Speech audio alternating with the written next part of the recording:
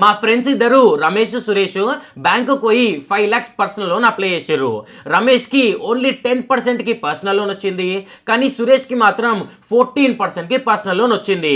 లెక్క ప్రకారము రమేష్ హ్యాపీ ఉండాలి కదా, కాదు 14% వచ్చినా సరే సురేషే హ్యాపీ ఉంటాడు.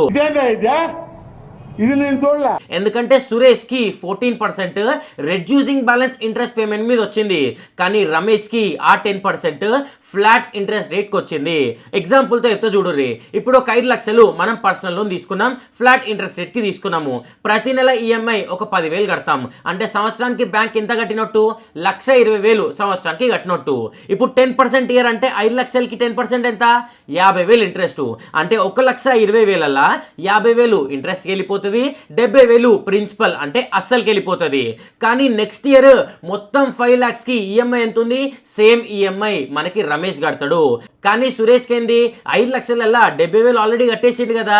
సో సెకండ్ ఇయర్ 4,30,000 ఏదైతుందో దానికి తగ్గట్టుగానే ఇంట్రెస్ట్ కడతారు.